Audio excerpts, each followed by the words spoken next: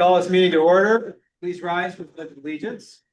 I pledge Allegiance to the flag of the United States of America and to the republic for which it stands, one nation, under God, indivisible, with liberty and justice for all. Roll call, please. Mr. Morris, Here.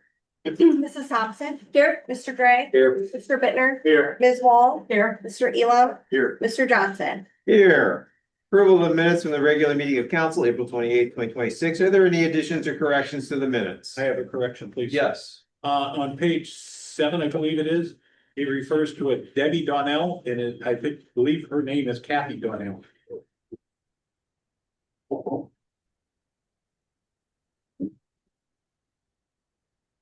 Okay, anything else?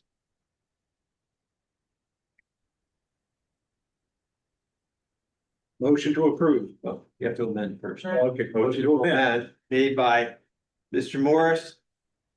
Second. Second by Mr. Gray. Roll call, please, on the amendment. Mr. Morris. Aye. Mrs. Thompson. Aye. Mr. Gray. Aye. Mr. Bittner. Aye. Ms. Wall. Aye. Mr. Elam. Mr. Johnson. Aye. Motion to approve. As amended. Motion made by Mr. Morris to approve as amended. Second. Second by Mr. Gray. Roll call, please.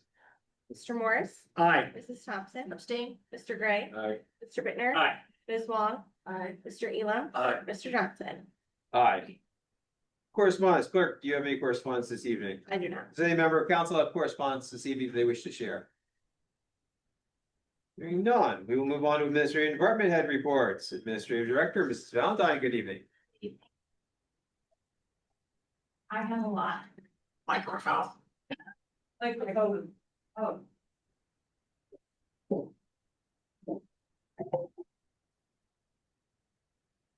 So the mayor gave me, some things to read on his behalf, so we'll start there. Final draft of the county's Vision 2050 comprehensive plan was reviewed at the subcommittee meeting on Wednesday, May 6th. Feedback due to Ryan Smalley at Envision by Friday, May 22nd, after feedback approval by the Lake County Commissioners should be before the end of the year. Lieutenant Tina Messenger presented the e-bike and e-scooter safety presentation at Lake Elementary on Monday, May 4th, and again in our community room on Wednesday, May 6th. The presentation at Lake Elementary was for the 4th and 5th graders. Many questions were raised on answering during the school presentation. The presentation in the community room was well received by parents and children in attendance. Great job, Lieutenant Messenger, on educating our residents. And Keller Williams Red Day on Thursday, May 14th. Volunteers from Keller Williams Real Estate Office will assist with improvements at City Hall Park and McMinn Park as part of the company's annual Red Day Renew Energy and Donate Community Service Initiative. And AMVET's Post 109 Memorial Weekend Parade will be held Sunday, May 24th, beginning at 1 p.m. at City Hall, proceeding down Andrews Road to the AMVET's Post on Lakeshore Boulevard, followed by a ceremony. And then there's a fire report.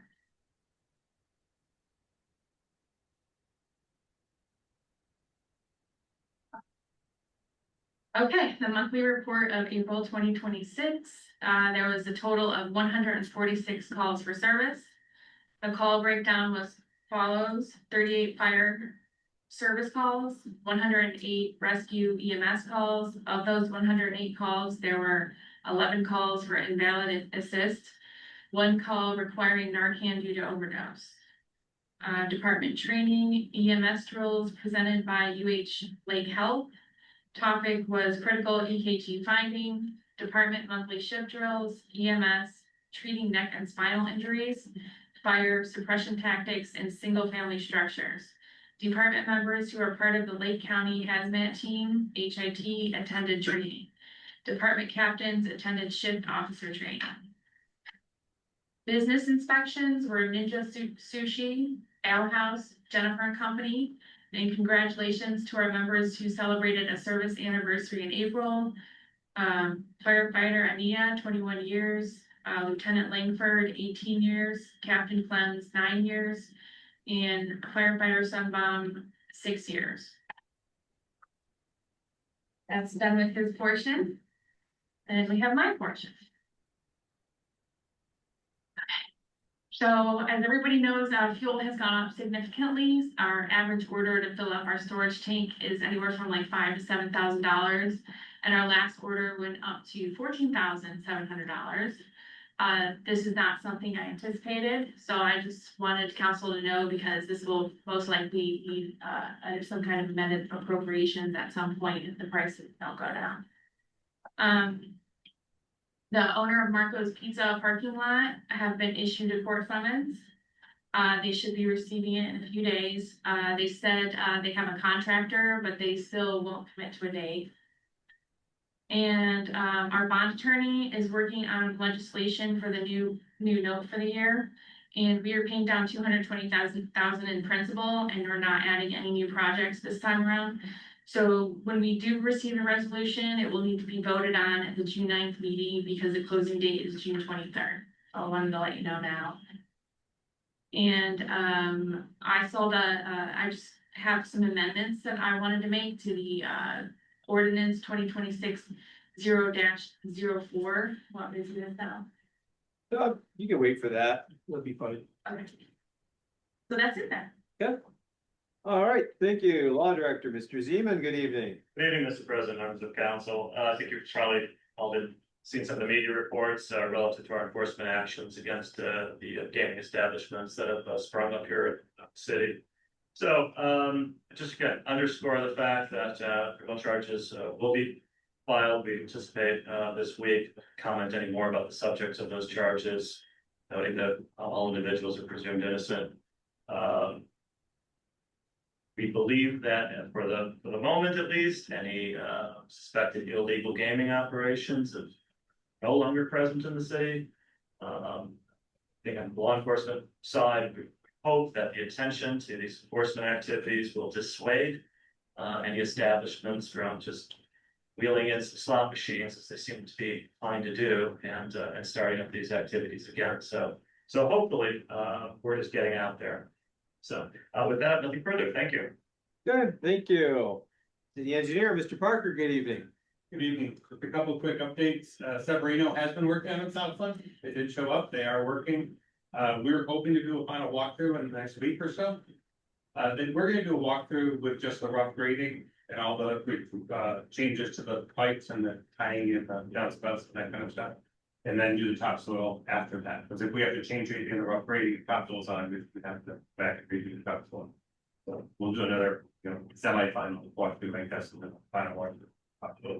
But they're making good progress, and I was out there yesterday, and actually I talked to some residents. They seem to be pretty happy with the progress. We have no updates from ODNR on Overlook Beach Park. We're still pushing for the shore structure permit and submerged landing. They're not even returning calls because they know calls are not. We are preparing a pre-application for OPWC loan and grant for Value Drive Phase 1. They'll probably be submitted this week to the county. They're not due till next Friday. They asked for them early, and I think we've got them pretty much wrapped up. So that's good. And finally, the beach drive out, all the plans are mostly complete. We're waiting for for a short structure permit and for a submerged landing. Did you say OPWC loan? Ohio Public Works Commission. Okay, yeah, thank you. Thank you. Questions for the administration? Yes. Mr. Parker, first of all, I want to thank you for all the emails you sent me about Southland. I forwarded some of those to the residents up there that I'm familiar with. But I had a question from one of the residents that said Severino is going around telling residents that the city will take care of seeding those properties. Is that correct? That is correct. Okay, I didn't know if that was part of the contract for them to do. Originally it was, but then we negotiated with them because they needed more than we had appropriated. So that it was easy to take the seeding out and have the service department do the seeding. Alrighty, thank And you. I'll say, since Severino's an extra luck. If there's issues. It's Yeah. easier for the service department to go out and fix the issues than it is to have Severino fix the issues. Yeah. Not as they. Thank you for that clarification. Mr. Zeman, I had a question for you. Can you draft a legislation for us repealing the portion of the chapter that deals with the gaming. To remove it completely so that we don't have this issue in the future. Yes. I'll have it for next meeting. Okay, thank you. Anybody else? Questions? Mr. President. Yes, Mr. Elo. Mr. Zeman, is the state involved in any way with these establishments, gambling establishments coming into town? Are they involved in any way? There is not a single licensed establishment by the Ohio Casino Control Commission here in Manila Lake. Obviously, you're familiar with establishments that are licensed, Yeah. casinos. In terms of, are they involved? Only on the law enforcement side of things. We've been dealing with agents of the Casino Control Commission on this most recent round of enforcement. So they're aware of the situation here in the city with some of these businesses Okay. thinking they've got a safe harbor, and we think hopefully the word's out that they're under a delusion if they think that's gonna continue to be the case. So that was my understanding that they're not involved. Is there a way to get the state involved in these, in some of this stuff? That you don't have to talk about it right now, but if the state were involved in some of these things, we might not have the problems that we've had. Just a question. Correct. The establishments that have been subject of current enforcement are not in any way, shape, or form going to be licensed by the state. They're just allegedly illegal gambling operations. One of the nuances to Ohio laws is we've got preemption. I'll use round one in Metro as an example of you go in there, they give you little prizes or tickets and stuff like that you can redeem. Those machines are regulated by the state of Ohio, so they're monitored. And the dollar threshold or the value of any prizes has to be below the threshold where they may constitute slot machines under Ohio law. So that's an example of that there really is no regulatory black hole as people may suspect. Okay, so my question was, can we push them to do something about that? Or not? You don't have to answer that right now. It's just a question in my mind that if the state were involved in this and had to get state permission for this or for that, maybe it would relieve some of the issues that we have to deal with here. But basically, they just come in and set up shop, do what they do until we stop them, right? Yeah, an example I think was, I can open a shoe store here in the city and wheel in some slot machines in the back. We just have to catch them in the act. There's really nothing we can preemptively do to prevent that. Okay. Because there is no prohibition on interstate transport of slot machines. Wonder why. Sorry. I wonder why. Okay. Thank you. Other questions? Hearing none, we will move on to board committee commission reports, zoning committee.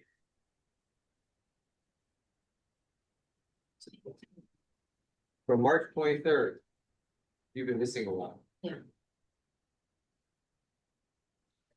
I have to say, I did, for the zoning meeting minutes and my ordinance meeting minutes, I did leave them both at home today. Okay. So And if we we will can, save that one for the next for the meeting. next meeting. All right, planning and zoning commission. You have that one? Oh. That one had two of them. They're all on the desk. Community development meeting. That's not you. That's not it. Community Development Committee met on May 7th, 2026 at 6:30. Present myself, Mr. Elam, Mr. Bittner. In the audience was President Johnson, Vice President Morris, and the Mayor Edwin. Topic for the evening was NOACA. I had intent for the County Commissioner, invited Mr. Plesnick. Unregrettable, he was unable to attend. Topic was NOACA, and the Mayor provided a report of recent Lake County meetings, Vision 2050. The Mayor expressed a timeline with RFP due date and the process to accept bids moving forward. The Mayor expressed a movement from the Ordinance Committee to complete their process with the form of the Citizen Advisory Committee. A healthy discussion ensued by committee over the broad spectrum of topics defined by the TLCI grants guidelines on focus. Meeting adjourned at 6:58. Good, thank you. We'll skip the ordinance committee. Oh, no, ordinance committee we've got. Yes, that's you. Sorry. That's not me this time. The ordinance committee met last evening, May 11th at 7 p.m. Present were committee members Wong and Thompson. Mr. Bittner was absent. Also present were Council President Johnson, Council Vice President Morris, and Councilmember Gray. Several members of the public were in attendance, including Ms. Donald, Skinner, Mr. Strong, Ms. Breeden, and Mr. Breeden. First off, regarding review the application for point of sale inspection fees under 146404B. The administration provided the committee with clarification of the actual fee collection practice. It was determined that there is no discrepancy between what is stated on our point of sale application form and what is required by law, but rather confusion on the part of the committee as to what reconstitutes a re-inspection. The language on the application is the same as that from the ordinance, and a similar explanation would be provided to any applicant who may be similarly confused. The committee agreed that this was sufficient. Next, the committee discussed whether to proceed with the requirement to live stream or record all public meetings, giving the opinions against it voiced by the Parks and Rec Board, the Civil Service Commission, the Board of Zoning Appeals, and the Planning and Zoning Commission. It was noted that reasonable counter arguments exist for several of the reasons against recording that were cited during these groups' discussions.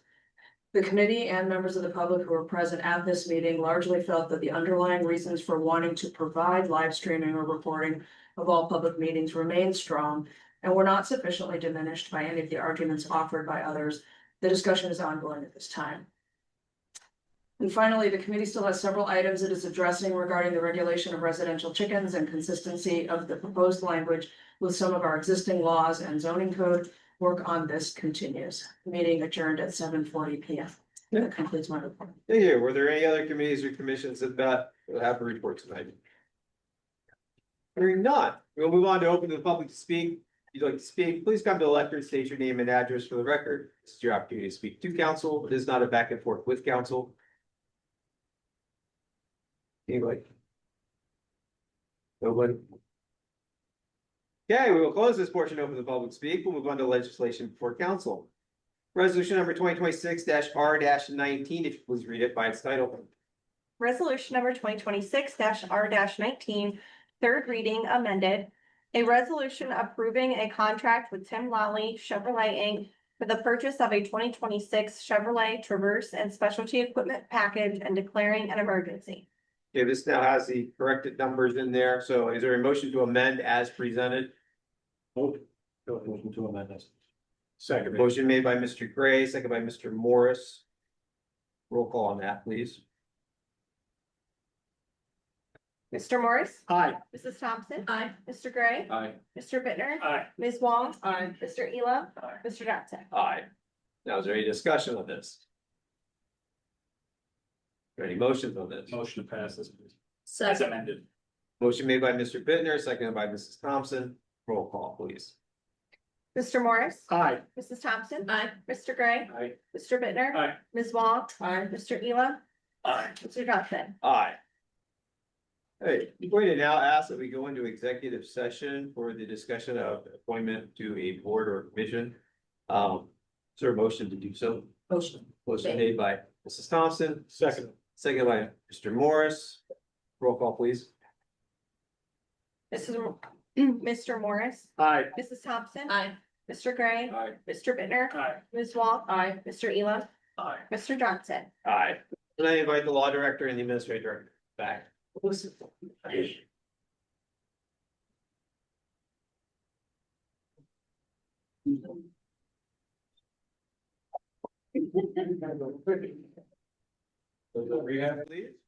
Mr. Morris? Aye. Mrs. Thompson? Aye. Mr. Gray? Aye. Mr. Bittner, Aye. Ms. Wong? Aye. Mr. Elam? Aye. Mr. Johnson? Aye. All right, we will move on to resolution number 2026-R-21. If you could please read it by its title. Resolution number 2026-R-21, a resolution confirming the appointment of Michael Breeden to the Board of Zoning Appeals. Good. Is there any discussion on this? Or motions? Motion for that, motion. Suspend the rules? We need to do that. Yeah. Suspend the rules first. So, motion to suspend the rules, Second. made by Mr. Elam, seconded by Mrs. Thompson. Discussion, yes? I would kind of like to just let it go and there's no harm. And just to look at options. Okay. That's just my ask. I would also be in favor of letting it go to second. Good, well, then, we have a motion made, motion second, so we're gonna vote on that first, which is a motion to suspend the rules, so roll call on that motion. Mr. Morris, Aye. Mrs. Thompson, Aye. Mr. Gray, Aye. Mr. Bittner, No. Ms. Wong, No. Mr. Elam, Aye. Mr. Johnson. No, so the motion fails. So you can have as much time as you need. Thank you. So. All right, we will now move on to ordinance number 2026-0-4, if you could please read it by its title. Ordinance number 2026-0-04, an ordinance amending Division C of Section 227.01 of the codified ordinances of the city of Mentor on the Lake to reduce to $5,000 the amount in excess of which council approval is required for non-routine purchases or contracts. Okay, my intention here is to actually take this into a committee of the whole meeting for a deeper discussion. And the reason for that is I'd like the mayor to be here also so that we can have a further a deep discussion on this. If that's okay with everyone, Very Steve. you know, that, Or I'd like to read this thing under discussion, okay, please. All right, so March 24th, 2026. Finance Committee met about lowering the spending limit of the administration without council approval from the current $25,000 limit. I asked the question if there was any reason anyone felt the current amount needed to be reduced. Were there spending questions outside of what council saw in the budget that were under the $25,000 limit?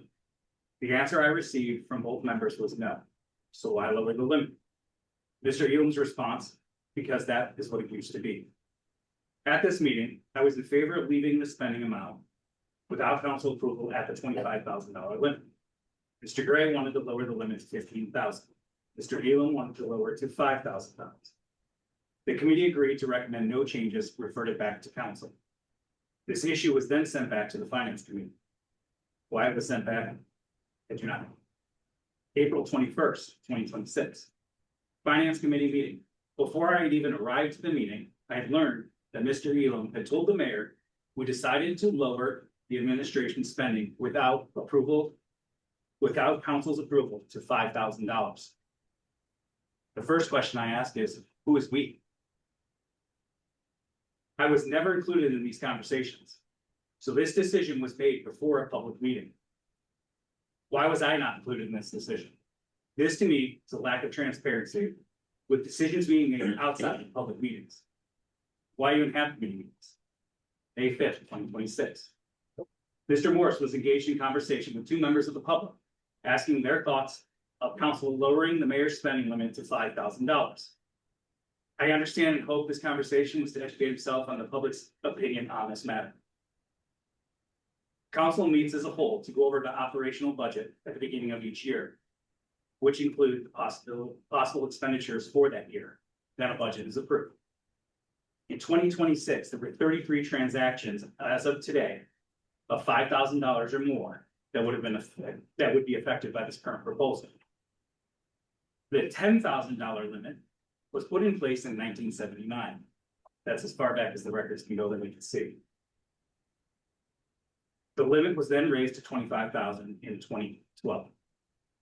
So in summary, to tell me we want to lower the limit to $5,000 because it was what it used to be is unacceptable and possibly false.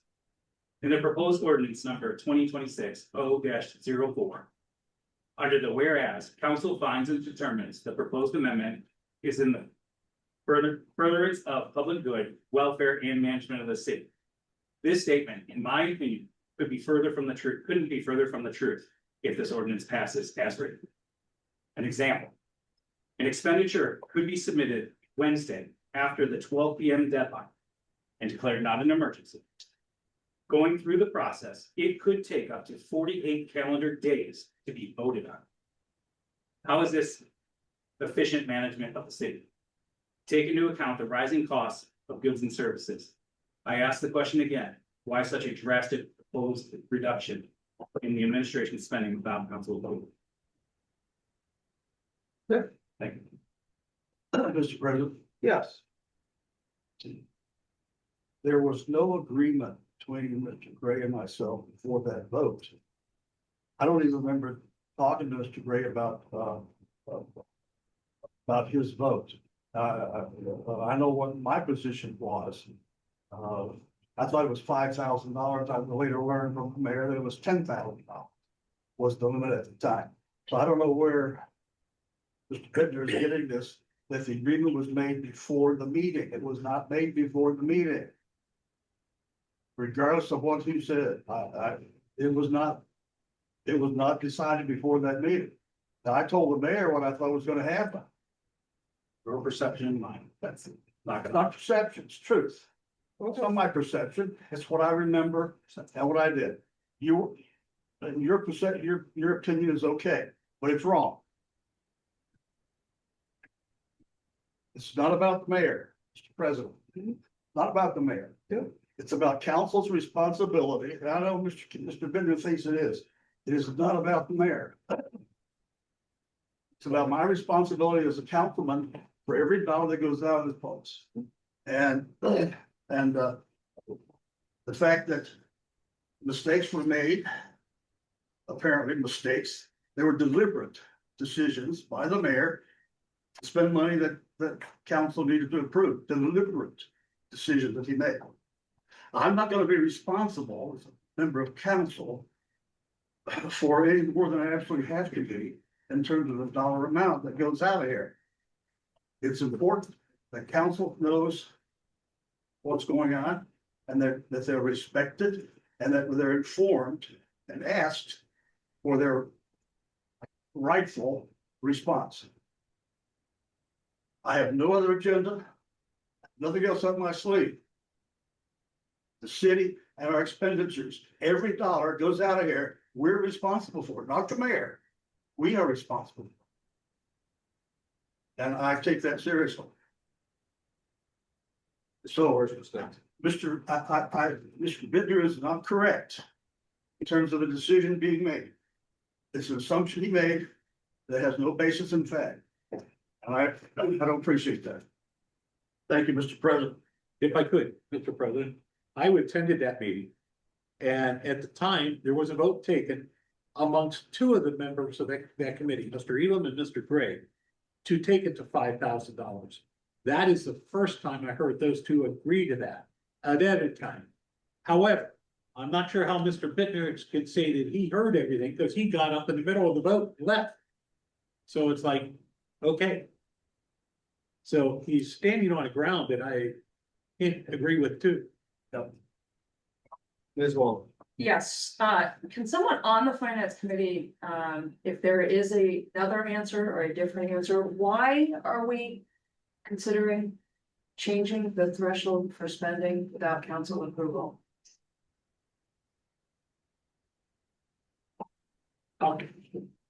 Synopsis would be that historically, city is spending money without council's knowledge or an input. So it's not a matter of hamstringing or hindering, or it's just being transparent. If you need a piece of equipment, let's make sure the equipment matches everything else we have. If the only place that can come forward is council, we should be allowed to have an input on. So we're not looking for another piece of equipment or other apparatus. You know, we appropriated last year 1.4 million for the fire department. How did they overspend by 300,000? They come back this year, want another 100,000 on top of that. That's, and the mayor stated 100, last 3 years, 100 items were over the threshold. We've lived this to 5,000. How many transactions are there? There's 3,000 transactions each year. So percentage-wise, it's very limited. All right. I guess my response to that though is that, so that, what exactly are, I mean, if you're going to choose a dollar threshold as that point, I mean, you can have multiple expenditures of less than whatever your threshold is that add up to that extra, 300,000 or whatever. It doesn't necessarily help you get a better hold or handle on spending. What it does is it makes purchases that are fairly routine and small a burden to make. I am concerned about lowering to this level how it encroaches upon that line between oversight for protection of public spending and micromanagement administration, whose responsibility it is to coordinate expenses in a timely manner and keep the city functioning.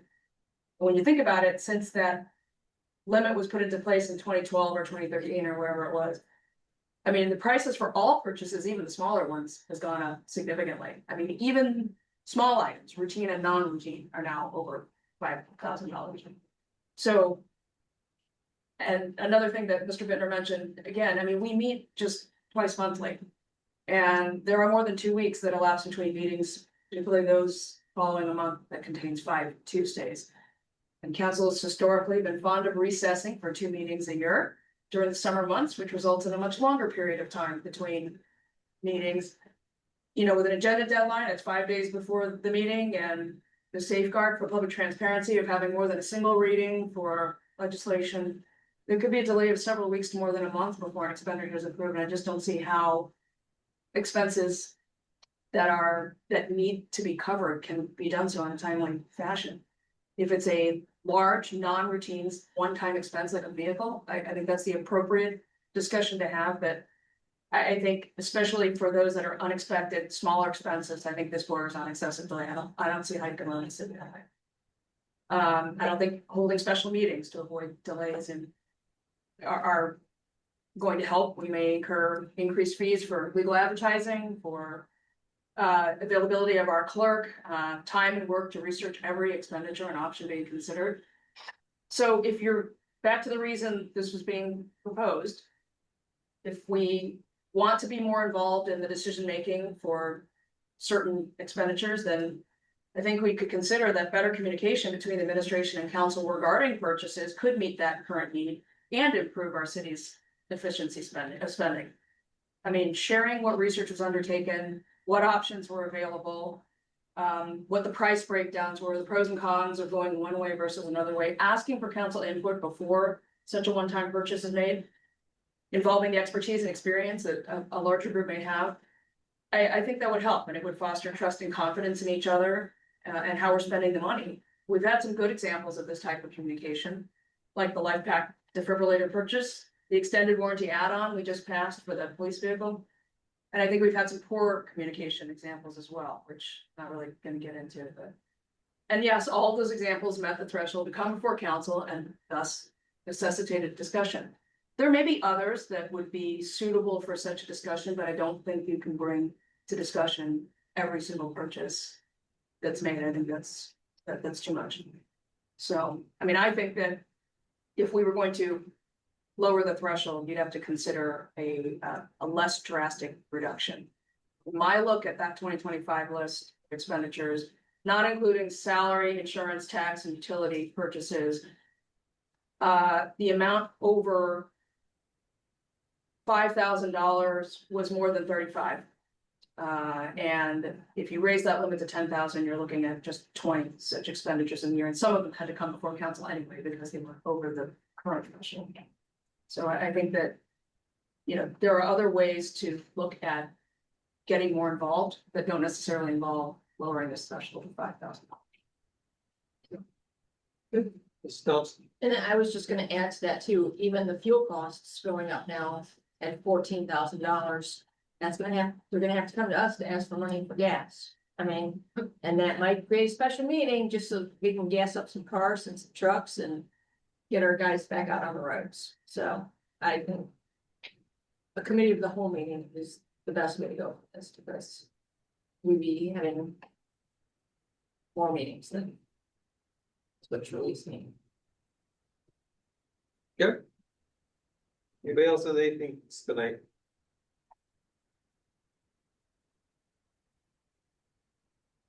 Good. We will refer this to a committee of the whole.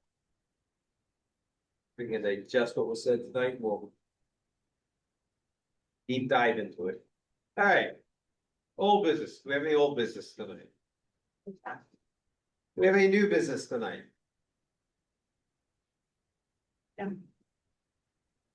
We'll now open this to the public to speak. If you'd like to speak, please come to the lectern, state your name and address for the record.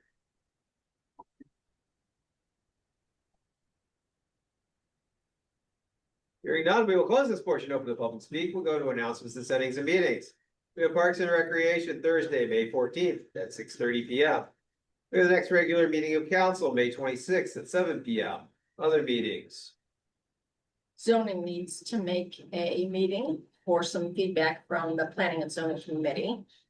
I am not available until Wednesday, the 27th. And that's the next I'm available. I'm not available only that day, but like 27, 28, 29. Are you zoning? No. Wednesday, the 27th works for me. Mr. Allen? I'm sorry. Wednesday, May 27th. Should be okay. We get to it here. The room is available. So what time? 7. 7 P.M. All right, so that's zoning Wednesday, the 27th at 7 P.M. Yes. Ordinance committee will need another meeting as well. Is Thursday, the 28th? Okay, I mean, I know. Yep, it's back- yeah. back, You're available. I'm available. What time? What time is good for you, Des? 6:30. 6:30? All right, that's Thursday, 5/28 at 6:30 PM for ordinance committee. Okay, committee of the whole, how do you guys feel about Tuesday, June 2nd? I can't. You can't. How do you feel about Thursday, June 4th? Sounds like a Thursday. Mr. Pitt, is that correct? Room's available. What time? 6:30. 6:30. 6:30, all right. What was that date again? June what? June 4th. June 4th, 6:30 P.M. That is a Thursday. Okay. Anything else?